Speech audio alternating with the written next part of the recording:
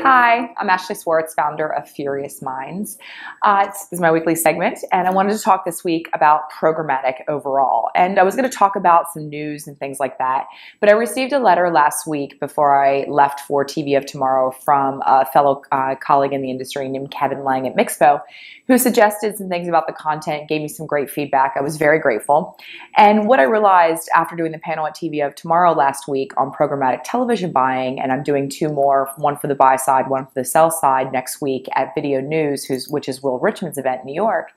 I think there is such a gross misunderstanding about programmatic overall. And I think the reason for that is because, at the end of the day, we're all using the same words to talk about this new world of marketing and advertising, which has really become the new world of technology, because that's the new lexicon that we're adopting to talk about our business. That people are using the same words and they mean completely different things, which is making progress really difficult and momentum really difficult to kick off, because we can't actually have a conversation of meaning where we come to actionable shared outcomes.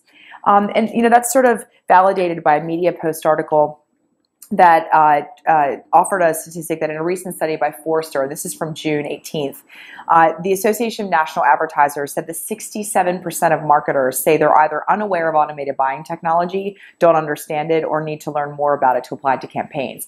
That's happening where the other side of the coin, which is a chasm away, is companies like Mondelez are saying they're moving 100% of their digital video buying through platforms like TubeMogul, which just was an announcement that was made today. So there's a lot of misinformation, a lot of miscommunication, and a lot of sort of conflicting information. So this is my programmatic 101, right? So let's take a step back and sort of talk about lexicon. Let's give some definitions, right? So I think in general, programmatic is really the act of sort of media buying and using data and or technology to do it in a more informed way, and specifically to eliminate waste and create greater efficiency, right? That's really solely what programmatic is rather. So whether it's using data or it's actually using platforms, the reality is it's just doing it in a different way and not just necessarily doing it in a spreadsheet like we have for ages and a decade with digital advertising. It's quite often used in place and interchangeably as a synonym with RTB. It is not RTB. RTB stands for real-time buying or real-time bidding, and that's really auction-based buying for which occur on marketplaces like Adapt TV, Rubicon Project, Pubmatic, etc. And that's really the ecosystem where the supply and the demand side come together. And in a real-time bidding situation, it's sort of theoretically where supply and demand meet, the curves intersect, and a transaction occurs. Let's be real though. These really aren't marketplaces. There's no price transparency. Every publisher and media vendor sends a price floor, which is not necessarily visible on an open marketplace. It's not really like an exchange in the construct of the financial markets where supply and demand meets and trades happen at that, right? So there are sort of some artificial elements which protect publishers in this sort of in this ecosystem. We've also seen that the publishing ecosystem is sort of the last to evolve there from a yield optimization perspective, and I'll come back to that full circle. Let's talk about the sort of different parts of programmatic. Let's talk about display and why programmatic emerged and evolved, right? Which is where RTB is sort of much more commonplace and part of the traditional buying paradigm. Programmatic rather was really about the fact that in display we had so much remnant inventory and liquidity in the marketplace. We had to figure out a way to make display inventory more value, specifically on second and third tier publishers. The only way to do that was data and allowing sort of greater confidence in the audience that we're reaching, and thereby increasing the ROI on the media by itself. That was why the display ecosystem emerged, right? If we look at video is actually an illiquid market. There's a shortage of premium video. So the question begs itself, well, why do we have, automation and programmatic for the purpose of buying? Well, let me tell you why.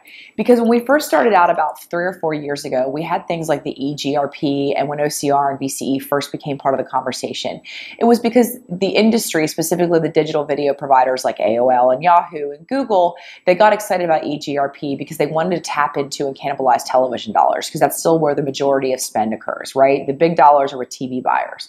But what's happened is we sort of come to the other side of that equation, where we actually see that it is the traditional television industry and TV buyers that are encouraging the eGRP and VCR and OCR, because what they want is to be able to extend the reach of television, because theoretically television is a finite inventory, right? So they want to be able to buy premium video alongside television on age, gender, with mechanics like reach and frequency caps, right?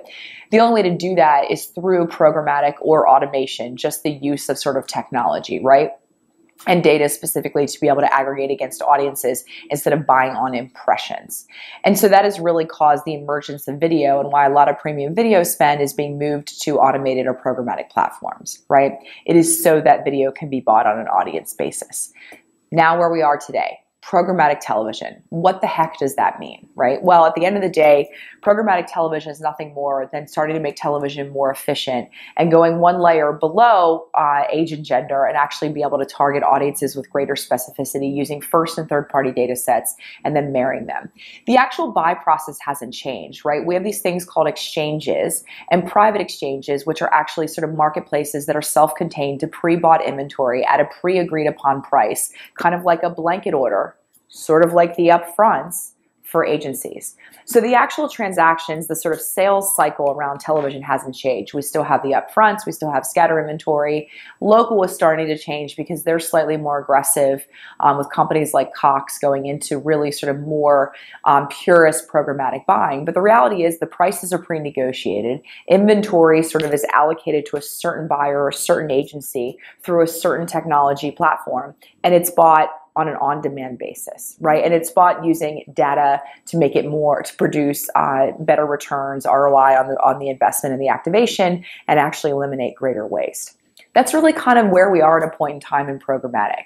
There's no auction-based television buying right now. We're just trying to grapple at marrying various disparate data sets together to make television more informed, and then allow agencies to be candid to check the box around using data to make better decisions, to drive a greater ROI, and to find a way to monetize and to make revenue in a different way other than an FTE business model, and start to actually license their proprietary data platforms as well as their sort of tech stacks, which are known as their private exchanges. That's my opinion. So what I heard last week at the panel was that there's a lot of misunderstanding, and we're using a lot of jargon, and it's really hard to have a meaningful dialogue. So what I'm hopeful is that instead of talking about the industry and giving my opinion and just sort of using this opportunity for a little bit of education around programmatic, that now from here forward, the dialogue we have as an industry and as peers becomes more meaningful. Welcome to some feedback or thoughts. Thanks so much.